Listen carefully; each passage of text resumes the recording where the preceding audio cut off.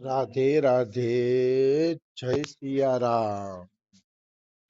આપણે શ્રી શ્રી રાણીમાં અને રૂડીમાનું ચરિત્ર ચાલે છે. રાણીમાં અને રૂડીમાના ચરિત્રમાં આપણે આગળ વધીએ તો વીરા ભગત 1 વર્ષ કાશીની યાત્રા કરીને ઘરે આવી ગયા છે અને ઘરે આવ્યા પછી એનું શરીર બીમાર પડ્યું છે, મરવા પડ્યું છે. તો એક દિવસ રાણીમાં અને વીરા ભગત વચ્ચે વાતચીત થતી હતી. વીરા ભગત રાણીમાને એમ કહે છે કે દીકરી, હવે તો ખાટલે પડ્યો અને સેવા વગરનો રોટલો ખાઉં છું એટલે મને ઈ ગમતું નથી કે શું કરવું કે હવે તો ભગવાન વીરાને બોલાવી લે તો સારું.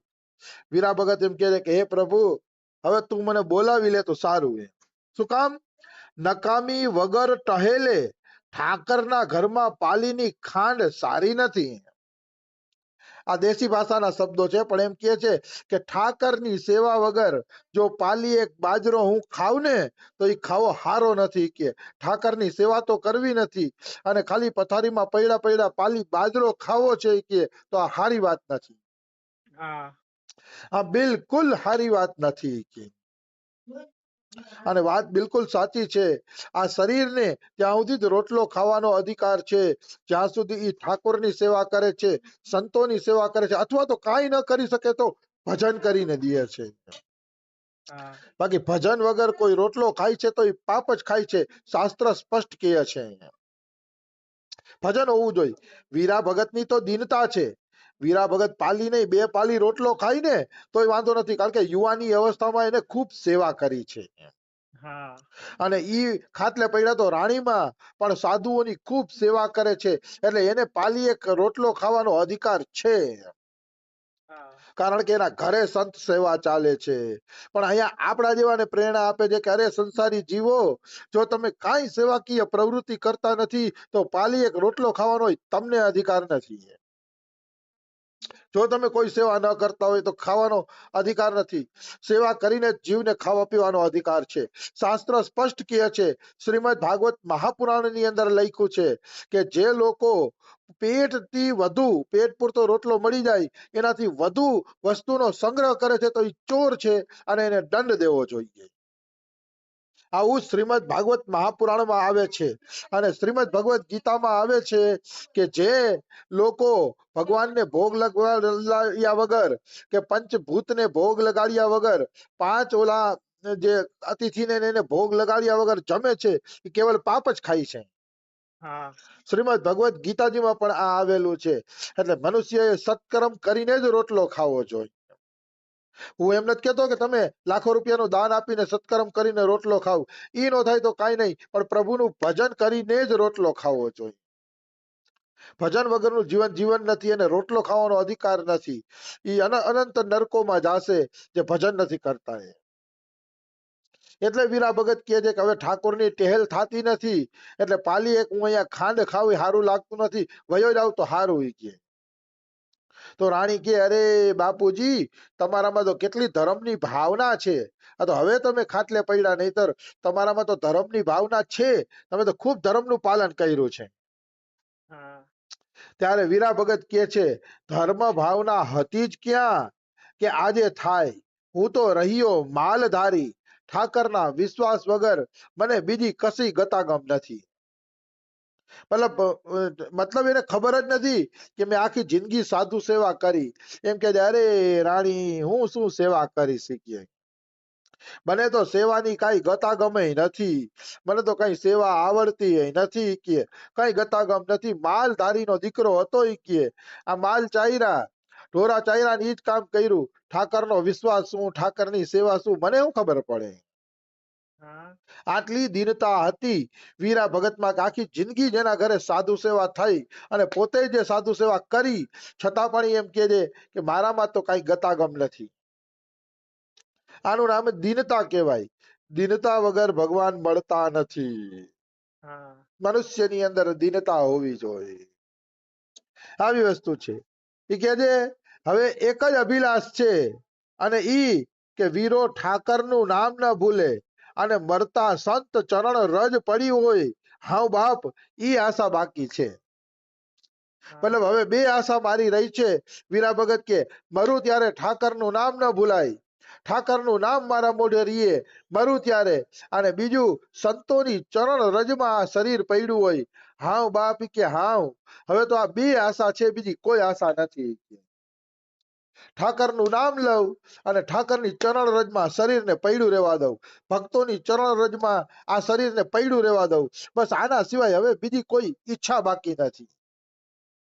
આનું નામ ઈચ્છા કહેવાય. મરતી વખતે માણસ વસિયત લખાવતા હોય ને ઓલું લખાવતા હોય ને મરવા પડે એટલે ઈની સાંસારિક કામ હે. મળવા પડે એટલે ઈને ઈ સાંસારિક કામની ચિંતા કરતા હોય છે. પણ ખરેખરી વાત ઈ છે કે સાંસારિક નહીં, આવી કામના હોવી જોઈએ કે ઠાકરનું નામ લેવાય, સંતોની ચરણ રજમાં શરીર પડ્યું રહીએ, આવી ભાવના આપણી હોવી જોઈએ. મરવા ટાણે સાંસારિક ભાવના ન આવવી જોઈએ. રામસુખદાસજી કે મરવા ટાણે નાના બાળકને તો આઘા જ રાખવા જોઈએ, કારણ કે નાના બાળકોમાં વડીલોની વધુ મમતા હોય છે. સ્વામી રામસુખદાસજી એમ કહે છે. મરણ પથારીએ જે પૈડા હોય ને એની પાસેથી નાના બાળકોને આઘા રાખવા જોઈએ. જે ભગવાન નામ સંભળાવે, ભગવત કથા સંભળાવે એવા જ વ્યક્તિને અહીંયા બાજુમાં રાખવા જોઈએ. આવી વસ્તુ છે. તો પછી શું કે છે રાણીમાં, બાપુ તમે બનતું ઘણું કર્યું છે, દેવળું વાળો થોડો ઘી રોટલા પૂરે એમાં ક્યાં પાળ કરે છે. રાણીમાં જો ઠાકોરજી હારે માધુર્યનો નાતો છે ને, ગોપી ભાવનો નાતો છે ને, એટલે રાણીમાં કહે છે અરે બાપુ તમારા કક્ષા પ્રમાણે તમે ઘણું ભજન કર્યું છે, ઘણી સાધુ સેવા કરી છે, અને દેવળું વાળો એટલે દ્વારકાધીશ મંદિર વાળો દ્વારકાધીશ છે, અહીંયા ક્યાં ઘી રોટલાની તંગી છે, અને થોડાક ઘી રોટલા તમે બેઠા બેઠા ખાઈ લ્યો તો કઈ પાડ નથી કરતો ઓલો ઠાકોરી કે. કઈ વાત, કારણ કે માધુર્યનો સંબંધ છે એટલે એને બોલવાનો અધિકાર છે રાણીમાને. એ કે કદાચ હવે પથારીમાં ઘી રોટલા ખવડાવે તમને ઠાકર, તો એ ઠાકર કઈ તમારી ઉપર પાડ નથી કરતો. ઘણા ગોલીપા કરાવ્યા છે, મતલબ ગોલીપા એટલે સેવા, આપણે કહીએ ગોલીપા કર્યા એમ. તો કે ઠાકરે તમારી પાસે ઘણી સેવા લીધી છે, ઘણા ગોલીપા કરાવ્યા છે, હવે બેઠા રોટલા ખાવ તો કઈ ઠાકોર પાડ નથી કરતો એ કે. રાણીમાં એમ કહે છે. આહિરના કુળ આમ તો રોટલે મોડા નથી હોતા. એમ કે ગમે એમ તો આયરનો દીકરો, અને આયરના કુળમાં રોટલા મોડા ન હોય, મતલબ આયરના કુળમાં રોટલાની કોઈને ના ન પડે. હું એકવાર એક મારા આયર મિત્ર હતા, નોકરી કરતો ત્યારની વાત છે, એના ઘરે ગયો તો ભજનમાં. ત્યારે ભજન કલાકારે ઓલું ગીત ગાયું હતું, એવો છે આહિરનો આવકારો, હે ક્યાંય નો મળે જાકારો, એવો છે આયરનો આવકારો. આવું મેં ભજન સાંભળ્યું તો હજી બે લીટી યાદ રહી ગઈ છે. એવો છે આયરનો આવકારો, ક્યાંય નો મળે જાકારો, એવો છે આયરનો આવકારો. તો આ રાણીમાં પણ એમ કે છે ગમે એમ તો મારો કાનુડો આયર છે ને એ કે, એટલે કોઈ બેઠા રોટલા ખાય ને તો એને વાંધો ન આવે, કારણ કે એનો આવકારો મોડો ન હોય આયરનો. એમ આવી વાત છે. આ રીતે બાઈમાં હસવા માંડ્યા તો વીરા ભગત પણ મીઠું મીઠું હસવા માંડ્યા.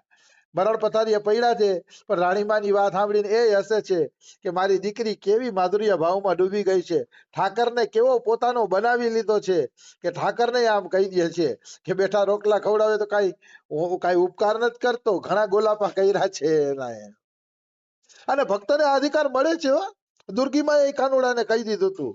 દુર્ગીમાં એ કાનુડાને શું કીધું ખબર છે કે હવે ઘટપણ આવ્યું હો કાનુડા, 70 વર્ષની ઉંમર થઈ, હવે મારાથી તારા કામ નથી થતા એ કે, હવે તારે જ મારા કામ કરવા પડશે એ કે.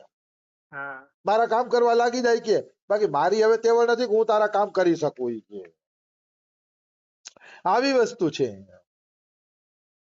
મતલબ દુર્ગીમાં એ કીધું તો સાચું કો કાનુડો માની ગયો, અને કીધું માં તે મને બહુ જમાડ્યો છે, બહુ રમાડ્યો છે, બહુ મને તે આનંદ આપ્યો છે, જા માં હવેથી હું તારા કામ કરી શીખી. અને પછી દુર્ગીમાનું ઘર ઠાકોરજી વાળી જાતા, દુર્ગીમા માટે ભિક્ષા માગી આવતા, બધી દુર્ગીમાની સેવા ઠાકર પોતે કરતો, એવું ભક્તમાલમાં લખ્યું છે. બ્રજ કે ભક્તમાં લખ્યું છે. કહેવાનો ભાવ શું છે? એ ઠાકરને કહેવાનો અધિકાર છે. જેને આખી જિંદગી સમર્પિત કરી છે, જેને ઠાકોરજીને જીવન અર્પણ કરી દીધું છે, એને અધિકાર છે કહેવાનો કે હવે તારે મારું ધ્યાન રાખવાનું છે, હું તારું ધ્યાન નહીં રાખું. કારણ કે હવે આપણા શરીરની મર્યાદા છે, કઈ ઠાકરના શરીરની થોડી મર્યાદા છે. આપણા શરીરને વૃદ્ધાવસ્થા આવે છે એટલે ખોખલું થઈ જાય છે, સેવા નથી કરી શકતું, પણ ઠાકોરના શરીરની થોડી મર્યાદા છે. ઠાકર તો ધારે ત્યારે ગમે એની સેવા કરી શકે છે અને ઠાકરની જિમ્મેદારી બને છે. તો વીરા ભગત શું કે છે? એમ ન કહેવાય ગાંધી, એમ ન કહેવાય. મતલબ તો ઠાકોરને એમ ન કે અમે ઘણા ગોલાપા કર્યા છે, હવે તારે અમારી સેવા કરવાની છે, એ ગાંધી દીકરી એમ ઠાકોરને ન કહેવાય. એ કહે કારણ કે વીરા બાપાનો ઐશ્વર્ય ભાવ હતો દ્વારકાધીશમાં, અને રાણીમાનો માધુર્ય ભાવ હતો કે મારા પતિ છે તો કહેવાનો અધિકાર છે. એટલે વીરા ભગત કહે છે એમ ન કહેવાય ગાંધી, તું તો ગાંડી જ રહી કે એમ. આપણે તો ઠાકરના અને સંતોના ગોલાપા ગણાય, મારી ઉતાવળી દીકરી આમ ન બોલાય. મતલબ આપણે તો ઠાકર અને સંતોના ગોલાપા એટલે સેવકો એમ, નોકરો. આપણે તો ઠાકર અને ભગવાનના નોકરો ગણાય. નોકર થઈને આપણે ઠાકરને આવા શબ્દ નો બોલાય, તું તો ગાંડી દીકરી છો કે આવું બોલાય. પછી કે ધણીના ઘરનું ધ્યાન હવે તો વીરાથી મુકાતું નથી. મારી રાણી ઘરની ધ્વજા ને નીચે નહીં નમવા દે, એવા વિશ્વાસ થઈ જાય તો મરવામાં મને મીઠી મજા આવે. વીરા ભગત કહે છે કે રાણી, આ ઘરનું ધ્યાન મારાથી મુકાતું નથી. બસ મને એ જ ચિંતા છે કે મારા મર્યા પછી સાધુ સેવા અહીંયા હાલતી રહીએ, સાધુ સેવા બંધ ન થાય. બસ એ જ હવે મરતી વખતે એક ઈચ્છા છે કે આ ઘર સાધુઓથી આમ ને આમ ધમધમતું રહીએ. હવે તો એવી ઈચ્છા છે કે મારી રાણી છે ને, કે મારી રાણી ધર્મની ધજાને નીચે નહીં થવા દે, આમ ને આમ સાધુ સેવા હલાવી રાખશે. બસ આ વિશ્વાસ દેવડાવી દે રાણી, તું આવો વિશ્વાસ દેવડાવી દઈશ ને તો મને મરવામાં મીઠી મજા આવશે, મારું મરવાનું પણ સારું થઈ જશે અને હું મીઠાશ રીતે પ્રેમપૂર્વક હું મરી શીખીએ, પ્રેમપૂર્વક મારું શરીર છોડી દઈ શીખીએ. પણ એકવાર તું કહી દે કે મારા પછી સાધુઓ આ રીતે જ અહીંયા આવતા રહેશે, એવી જ રીતે અહીંયા એની સેવા થતી રહેશે, એવું એક વખત કહી દે તો મને મરવામાં મજા આવે. કે જો આ ભક્તની અભિલાષા છે કે ઘરમાં જે સત્કાર્ય ચાલુ થયું છે એ સત્કાર્ય ક્યારેય બંધ ન થવું જોઈએ. ભક્તોની આશા સાંસારિક ન હોય, પણ અલૌકિક આશાઓ હોય કે ઘરમાં કીર્તન ચાલુ રહીએ, ઠાકુર સેવા ચાલુ રહીએ, આ ભજન સાધન ચાલુ રહીએ, આ બંધ થવું જોઈએ નહીં. આ જ ભક્તોની અલૌકિક મનોકામના હોય છે, ભજન ચાલુ રહીએ બસ. કેટલી સુંદર વાતો છે એમ. જો જીવના ઘરમાં ભજન ચાલુ નથી રહેતું તો એ જીવના દુર્ભાગ્ય છે, અધોગતિ છે, આવી વસ્તુ છે. એટલે રાણીમાં એમ કહે છે, અરે પિતાજી ચિંતા ન કરો, શરીરમાં જ્યાં સુધી શ્વાસ હશે ત્યાં સુધી ઠાકર સેવા અને સંતોની સેવા ચાલુ રહેશે. આ આંગળી અને વીરા ભગતે થોડીક વાર માટે આંખ બંધ કરી લીધી. જાણે મનને સંતોષ થયો હોય ને એમ થોડીક વાર માટે આંખ બંધ કરી લીધી અને ધીમે ધીમે નામ સ્મરણ કરવા માંડ્યા, જય દ્વારકાધીશ, જય દ્વારકાધીશ, જય ઠાકર, જય ઠાકર. એ રીતે નામ સ્મરણ કરવા માંડ્યા વીરા ભગતે. અને બાઈમાં રાણીમાં બરોબર ભાવપૂર્વક એના પિતાજીને નિહાળે છે કે કેવા પિતાજી હતા, કેવા સાધુ સેવા કરતા. આજે જુઓ ખાટલામાં પડ્યા છે ને કઈ સેવા થતી નથી, પણ શરીર ભલે થાકી ગયું છે પણ એનો આત્મા કેટલો પ્રબળ છે. ખાટલે પડ્યા છે તો મોઢા ઉપર કેવું તેજ છે, એવું દિવ્ય તેજ છે કે રાણીમાં જોતા રહી ગયા કે બાપા મરવાના તેજસ્વી તો જો થઈ ગયા, કેવા તેજસ્વી થઈ ગયા. આ છે ભક્તિનો પ્રતાપ. મનુષ્ય જયારે સાચી રીતે ભક્તિ કરે ને ત્યારે એના મોઢા ઉપર એક પ્રકારનું તેજ આવી જાય છે, દિવ્ય તેજ આવી જાય છે. આ તેજ મેં ઠાકોરદાસ બાબાના મોઢા ઉપર જોયું હતું. ગયા પ્રસાદ પંડિતજીના શિષ્ય ઠાકોરદાસ બાબા, જ્યારે અમે વ્રજવાસ કર્યો 2009 ની અંદર, ત્યારે મેં ઠાકોરદાસ બાબાના મોઢા ઉપર આવું તેજ જોયું હતું. આવી વસ્તુ છે. તો હજી તો એમ ધામગમનની વાતો હજી હાલશે રાણીમાની એની, એ આપણે કાલે લઈ લેશી. આજે સમય થઈ ગયો છે. રાધે રાધે, જય સિયારામ. રાધે રાધે.